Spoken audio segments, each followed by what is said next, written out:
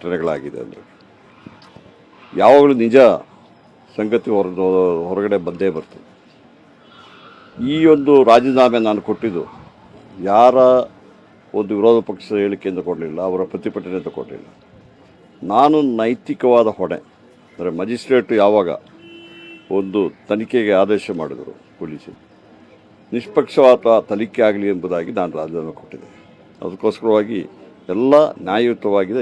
ನ್ಯಾಯಕ್ಕೆ ಯಾವಾಗಲೂ ಜಯ ಸಿಗ್ತದೆ. ಇದೇ ಒಂದು ಉದಾಹರಣೆ.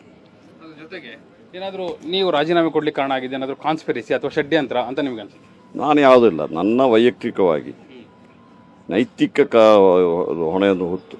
ಯಾಕೆಂದರೆ ಯಾವುದೇ ಒಂದು ತನಿಖೆ ಆಗುವಾಗ ಅದು ಕೋರ್ಟ್ ಆದೇಶದ ಮೇಲೆ ಆಗುವಾಗ ನಿಷ್ಪಕ್ಷಪಾತವಾಗಿ ಆಗಲಿ ಎಂಬ ಉದ್ದೇಶದಿಂದ ಕೊಟ್ಟಿದ್ದೀನಿ ಹೊರತು ಯಾರ ಒತ್ತಡಕ್ಕಾಗಲಿ ಅಥವಾ ಯಾರ ಟೀಕೆಗೆ ಇದು ಮಾಡಿಬಿಟ್ಟು ನಾನು ಕೊಡಲಿಲ್ಲ. ಬಹುಶಃ ನನ್ನ ಪಕ್ಷ, ನನ್ನ ಮಿತ್ರ ಶಾಸಕರುಗಳು, ನನ್ನ ಸಹೋದ್ಯೋಗಿಗಳೆಲ್ಲ ನನ್ನೊಟ್ಟಿಗಿದ್ದರು. ಆದರೂ ಸಮೇತ ಪಕ್ಷಕ್ಕೆ ತೊಂದರೆ ಆಗಬಾರ್ದು, ಸುಮ್ಮನೆ ರಾಜಕೀಯವಾಗಿ ಇದನ್ನು ದುರುಪಯೋಗ ಮಾಡ್ತಾ ಇದ್ದಾರೆ. ಈ ಒಂದು ದಿವಂಗತ ಗಣಪತಿಯವರ ಒಂದು ಹೇಳಿಕೆಯನ್ನು ಅಂದರೆ ಉದ್ದೇಶದಿಂದ ನಾನು ರಾಜೀನಾಮೆ ಕೊಟ್ಟಿದ್ದೇನೆ. ಇವತ್ತು ನಾನು ದೋಷಮುಕ್ತವಾಗಿ ಬಂದಿದ್ದೇನೆ. ಅದ್ರ ಜೊತೆಗೆ ಈಗ ವಿಪಕ್ಷಗಳು ಮತ್ತೆ ಹೇಯಿಂದ ನಿಮ್ಮ ಮೇಲೆ ಅಟ್ಯಾಕ್ ಸ್ಟಾರ್ಟ್ ಮಾಡಿದ್ದಾವೆ. ಇವರು ಮತ್ತೆ ಸಚಿವರಾಗಿರೋದು ಸರ್ಕಾರದ ಒತ್ತಡದಿಂದಾಗಿ, ಸರ್ಕಾರದ ಪ್ರಭಾವದಿಂದಾಗಿ, ಹಾಗಾಗಿ ಕ್ಲೀನ್ ಚಿಟ್ ಸಿಕ್ಕಿದೆ ಅನ್ನೋ ಮಾತು ಕೂಡ ಬಿಜೆಪಿ. ಅವರಿಗೆ ನ್ಯಾಯಾಂಗದಲ್ಲಿ ನಂಬಿಕೆ ಇಲ್ಲ ಅಂತ ಹೇಳಬೇಕಾಗ್ತದೆ. ಇವತ್ತು ತನಿಖೆಗೆ CIDಗೆ ಆದೇಶ ಕೊಟ್ಟಿದ್ದು ನಮ್ಮ ರಾಜ್ಯದ ಉಚ್ಚ ನ್ಯಾಯಾಲಯ, ಹೈಕೋರ್ಟ್ ಕೊಟ್ಟಿದ್ದಾರೆ.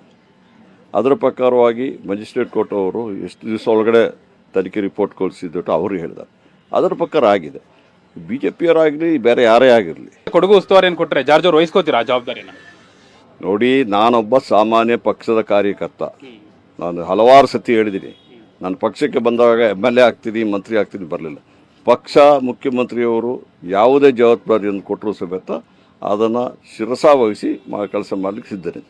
ಧನ್ಯವಾದ ಜಾರ್ಜ್ ಅವರೇ. ಇದು ನೂತನ ಸಚಿವ KJ ಜಾರ್ಜ್ ಅವರ ನೇರ ನುಡಿಗಳು. ಬೆಂಗಳೂರಿನಿಂದ ಕ್ಯಾಮರಾ ಪರ್ಸನ್ ಪ್ರಸಾದ್ ಜೊತೆ ವೀರೇಂದ್ರ ಉಪ್ಪುಂದ, ಸುವರ್ಣ ನ್ಯೂಸ್.